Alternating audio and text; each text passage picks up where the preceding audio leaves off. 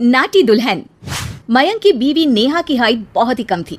वो इतनी नाटी थी कि लोग उसका कई बार मजाक बना देते। अरे नेहा, तेरे लिए तो मुझे किचन में टेबल रखना पड़ेगा। माँ जी, इतनी भी नाटी नहीं हूँ मैं, और हाँ, हिल्स पहनकर तो बिल्कुल आपके बराबर आ जाती हूँ।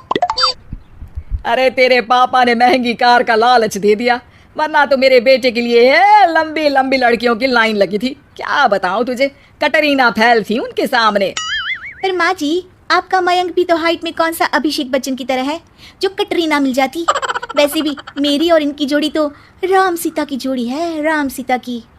एक दिन सभी खाना खा रहे होते हैं, तभी माँ, दाल बहुत अच्छी बनी है, जरा और देना। रुको जी, मैं लेकर आती हूँ, किचन में है, वैसे भी मैं खड़ी ही हूँ। ये सुनकर सास हंसने लगती है। तुम खड़ी हो या बैठी, एक जैसी लगती हो। बस कीजिए जी, अभी हिल्स नहीं पहनी है, वैसे भी हिल्स पहनती हूँ तो आपके बराबर ही लगती हूँ। एक दिन नेहा सब्जी लेने बाहर निकलती है तो पड़ोसन कहती है, अरे देखो देखो कितनी नाटी है, मयंक तो दिखने में अच्छा है, हाइट भी ठीक ठाक है, फिर क्या जरूरत थी ऐसी नाटी बहू लाने की। दहेज बहन दहेज, अंधे हो गए थे पैसों के पीछे, अब करे जगह हसाई। दोनों की बात नेहा सुन लेती है और उसे बहुत गुस्सा आ जाता है। आंटी जी, एक बात बताओ, मेरे पापा के पास पैसे हैं, उनको अच्छी लड़की की तलाश थी, ये पसंद आए और शादी हो गई, इसमें मेरा क्या कसूर है जो आप लोग मुझे सुना रही हैं? अरे नहीं नहीं नेहा, हम तो तेरी सास की बात कर रहे थे कि कितनी लालची औरत है। देखिए, वो लालची नहीं है, हाँ, उनकी कुछ शौक है जो वो अपने बेटे से पूरा करवाना चाहती है, और देखा जाए तो उसमें उनकी गलती भी क्या है भला। अगर इन्होंने मुझसे शादी की है तो ज़रूर कुछ ना कुछ तो अच्छाई नज़र आई होगी ना। और अब ना तो मैं आपकी बहू हूँ और ना ही आपके रिश्तेदारों को मुझसे मिलना है, फिर ये बात समझ नहीं आई कि आप इतना परेशान क्यों हो रही हैं। ये बोलकर नेहा वहाँ से निकल जाती है। नेहा, चलो तैयार हो जाओ, हम लोगों को एक पार्टी में जाना है। नेहा तैयार होकर पार्टी में जाती है, जहाँ मयंक का दोस्त उससे कहता है, अरे मयंक, तू लकी है यार, तेरी बीवी की हाइट इतनी कम है कि तुझे बच्चे की जरूरत ही नहीं है, भाभी ही बच्ची जैसी है। और मयंक, मेरी बीवी इतनी कम हाइट की हो ना तो मैं तो घर से बाहर ही ना निकलूं, कहीं फुदक कर चली गई तो लेने के देने पड़ जाएंगे। सभी नेहा पर हंसने लगते हैं। तभी पार्टी की जगह पर आग लग जाती है। अरे भागो यहाँ से, जल्दी करो, निकलो यहाँ से। अरे लेकिन बाहर के दरवाजे पर ही आग है, अब कैसे बाहर निकलेंगे, कोई रास्ता भी नहीं है। अरे रास्ता है ना, अगर कोई इस खिड़की से बाहर निकलकर अगर सामने के दरवाजे में आग को बुझा दे तो सब निकल सकते हैं। तभी नेहा उस छोटे से जरोखे से बाहर निकलकर आग को बुझा देती है।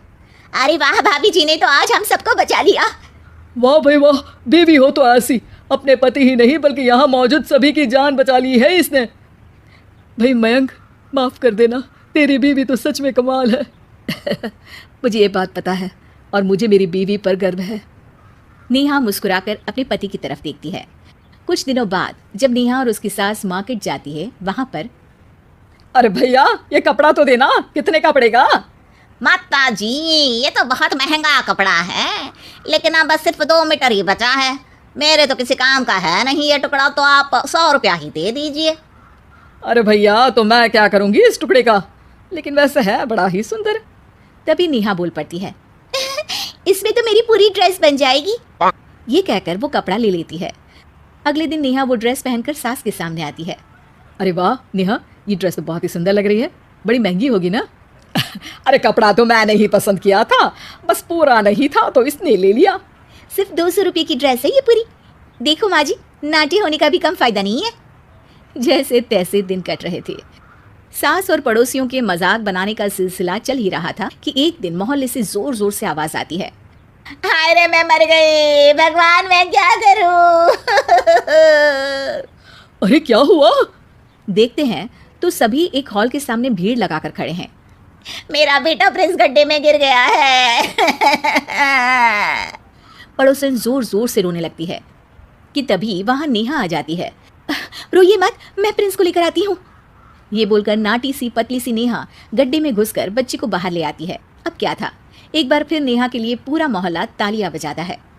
मुझे माफ कर दो नेहा, मैंने तुम्हारी हाइट का कितना मजाक उड़ाया था। कोई बात नहीं मौसी, प्रिंस ठीक है, ये बात है। अब वो दिन आता है जब सास नेहा की तारीफ करती है।